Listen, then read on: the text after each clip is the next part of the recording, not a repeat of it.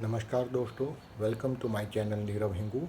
और आज के इस एपिसोड में मैं बात करूंगा उंगलियों के बारे में कि उंगलियों से हम क्या चीज़ें जान सकते हैं पाल्मिस्ट्री की इस अभ्यास क्रम में। तो चलिए शुरू करते हैं आज का एपिसोड, फिंगर्स एंड पाल्मिस्ट्री। जैसे कि शिक्षक मैंने रखा है पाल्मिस्ट्री और उसमें है फिंगर्स। तो यानी उंगलियां की दो प्रकार रहते हैं, एक तो लंबी उंगलियां द लॉन्गर फिंगर्स और दूसरी होती है छोटी उंगलियां। तो पहले बात आते हैं लंबी उंगलियों के बारे में। यानी आप ये स्ट्रक्चर आप देख रहे हो, तो स्ट्रक्चर ये नीचे का ये रहा और ऊपर का दो पंजे का ऊपर का जो हिस्सा है उसको, वो जो उंगलियों का जो प्रमाण यदि बहुत लंबा रहता है, ठीक है, तो उसको कहते हैं लंबी उंगलियां।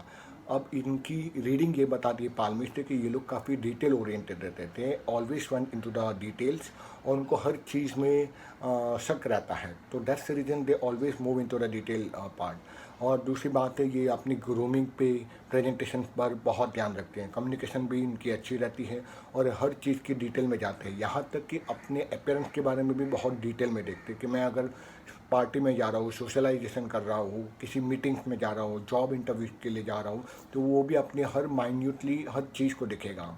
अपने टाई को, अपने बो टाई को या अपने शर्ट को, लड़के हो गए तो अपने ड्रेसिंग को देखेंगे, मेकअप को देखेंगे, because that is the major traits of the finger having the longer finger. ठीक है। अब बात आती है छोटी उंगलियों की। यानी अगर प्रमाण बहुत छोटा रहता है, उंगलियों की साइज़ अगर छोटी रही, तो ये लोग बिल्कुल विपरीत रहते हैं लंबी उंगलियों के कंपैरिजन में। मतलब ये लोग बहुत जल्दी गुस्से हो जाते हैं, इनकी फ्रस्ट्रेशन लेवल से बहुत बढ़ जाती है, बहुत जल्दी उब जाते हैं काम से। इनको मोनोटोनस काम यानी एक जैसा ही एक धारा में काम करना इनको अच्छा नहीं लगता, तो ये लोग को हर बार नई चीज़ चाहिए होती है। दूसरा है कि ये लोग अपीयरेंस में इतना ध्यान नहीं देते कि फिजिकल अपीयरेंस कैसा है, इनकी ग्रूमिंग कैसी है, इनकी प्रेजेंटेशन स्किल कैसी है, compare to the longer finger जो बहुत ही प्रेजेंटेशन और ग्रूमिंग पर ध्यान देते हैं। यहाँ इसका बिल्कुल विपरीतकरण होता है छोटी और शॉर्ट उंगलियों के अंदर में। दूसरा आता है कि इन लोगों में गुस्सा भी बहुत आता है। इन लोगों में क्रोध का प्रमाण काफ़ी हाई लेवल में रहता है, इसलिए बहुत संभाल के इनके साथ बात करनी पड़ती है, क्योंकि गुस्से को ये कभी कंट्रोल नहीं कर पाते। और ड्रेसिंग सेंस जैसे मैंने बताया इनकी जीरो रहती है। और दूसरा है एक प्रकार से फास्टर जजमेंट भी कर देते हैं। जो शॉर्ट फिंगर्स रहते हैं उनकी जजमेंटल करने की पावर काफ़ी स्ट्रांग रहती है एंड इम्पल्सिव नेचर होते हैं। शॉर्ट में मैं बोलूँ तो यानी बहुत जल्दी भावुक हो जाते हैं और बहुत जल्दी रिएक्ट करते हैं हर सिचुएशन पर और हर इंसान के ऊपर। तो ये एक अच्छी बात तो है नहीं। फिर हम आते हैं कि कॉम्बिनेशन में मान लीजिए कि फिर आती थिक एंड सॉफ्ट फिंगर्स। यानी उंगलियों की जो प्रकार रहता है उसमें वो कितनी थिकनेस है, यानी उसकी कितनी सॉफ्टनेस है या थिकनेस है। अगर सॉफ्टनेस रहती है that show the person is very much sensitive by nature. और अगर थिकनेस आती है यानी एकदम थिक रहता है, उसकी उंगलियों के ऊपर का जो टेक्सचर रहता है काफ़ी थिक रहता है, काफ़ी कड़क रहता है, तो ये लोग काफ़ी स्ट्रांग रहते हैं, उनका कॉन्स्टिट्यूशन काफ़ी स्ट्रांग रहता है। अब आते हैं कि मान लीजिए कि हाथ का पंजा काफ़ी कड़क है, स्ट्रांग है, और साथ साथ में उसकी जो अंगूठा है, अंगूठा भी काफ़ी स्ट्रांग और कड़क है, और थोड़ा थिकनेस आ रहा है, और क्लमसीनेस यानी गोल आकार आता है थंब के यानी अंगूठे के ऊपरी भाग में।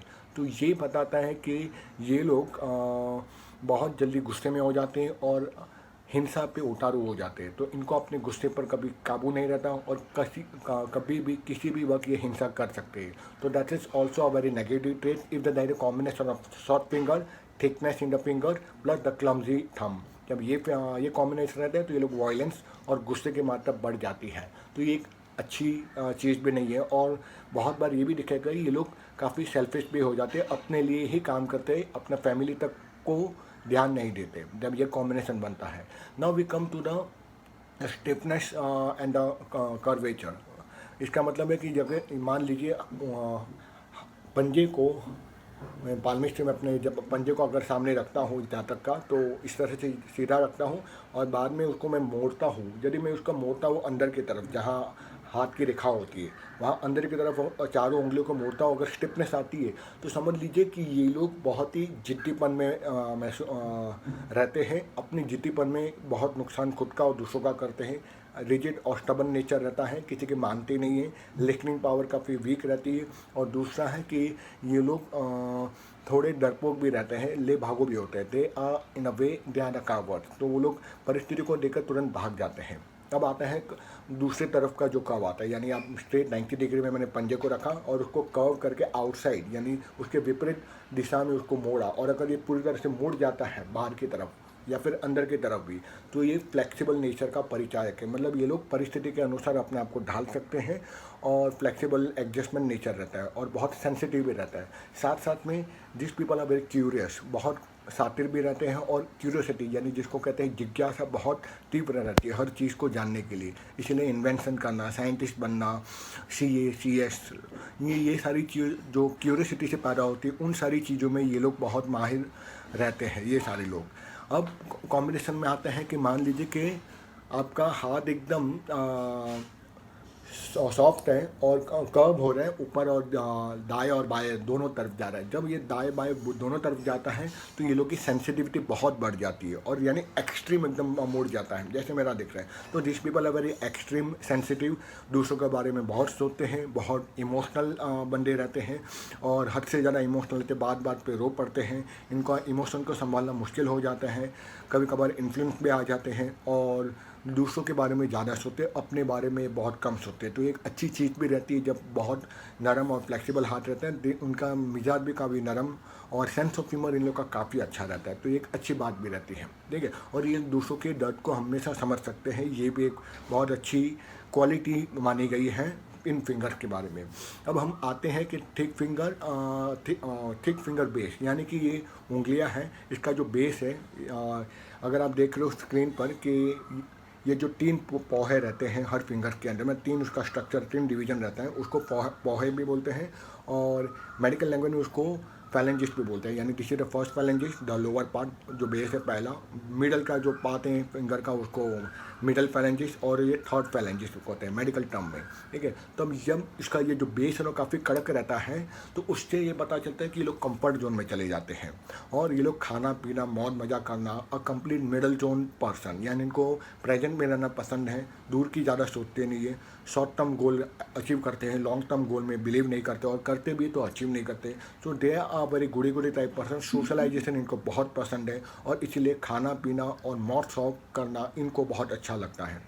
अब अगली प्रकार में हम आते हैं कि स्पेस, यदि हम उंगलियों को हस्तरेखाओं में जहाँ तक के हाथ को ऐसे स्ट्रेट रखते हैं, पंजे को पूरा उंगलियों को सताते हुए, और अगर बीच में आप स्पेस काफ़ी देखते हो, ठीक है, मान लीजिए इतना ज़्यादा स्पेस दिख रहा है, ठीक है, तो मान लीजिए अगर स्पेस इंडेक्स फिंगर यानी कि जो तर्जनी उंगली जिसको कहते हैं, तर्जनी उंगली और मध्यमा उंगली के बीच में काफ़ी स्पेस रहती है, ऐसे बंद करते हुए भी या फिर हाथ इस तरह खोल दिया तभी भी, तो उससे ये पता चलता है ये लोग स्वतंत्र जीवन जीने के हामी होते हैं। मतलब इनको अपनी विचारधारा में किसी की प्रतिबंधित होना पसंद नहीं है, ये अपने विचार से आगे बढ़ते जीवन में। आई mean to say in simple term, they feel to have the independent life, they should not be interference in their life and they have the independent thoughts also. अब दूसरा आता है मिडल फिंगर यानी मध्यमा उंगली और अनामिका उंगली, ठीक है, जिसको रिंग फिंगर कहते हैं। इन दोनों के मध्य में काफ़ी स्पेस रहता है, चाहे उंगली बंद हो या उंगली दोनों ऐसे खुली हुई हो। अगर बहुत इसमें भी प्रॉपर्शन यानी इसका रेशियो प्रॉपर रहेगा तो ये बताते हैं they are a very good coordinator. इन लोग में कोऑर्डिनेशन करने की शक्ति काफ़ी अच्छी रहती है और ये लोग फ्लेक्सिबल नेचर के रहते हैं, ठीक है। Now we come to the last finger, that is the अनामिका, that is the ring finger, और कनिष्ठा यानी सबसे छोटी उंगली। इन दोनों के बीच में अगर स्पेस काफ़ी रहती है तो ये बताते हैं कि ये लोग एग्जीक्यूशन बहुत ज़्यादा, मतलब प्रॉपर प्रोपोर्शन की बात करो, अगर इसमें स्पेस प्रॉपरली रहती है दोनों के बीच में तो मान लीजिए कि ये लोग बहुत अच्छे एग्जीक्यूशन कर सकते हैं। और इसीलिए काफ़ी हद तक जिनमें ये तीनों ही रेशियो मिडल, लास्ट और स्टार्टिंग फिंगर के बीच में अगर ये रेशियो प्रोपोर्शन अच्छा रहता है तो ये लोग प्लानिंग, कोऑर्डिनेशन और एग्जीक्यूशन अच्छा कर सकते हैं। एक प्रकार के तीनों जोन इनके काफ़ी अच्छे से बैलेंस रहते हैं। तो दोस्तों ये बात कही आज फिंगर्स के बारे में, आशा रखता हूँ आपको ज्ञान प्राप्त हुआ होगा। इसी तरह शेयर और लाइक और कमेंट करते रहिए और मिलते हैं अगले एपिसोड में। तब तक के लिए धन्यवाद। जय माँ भारती।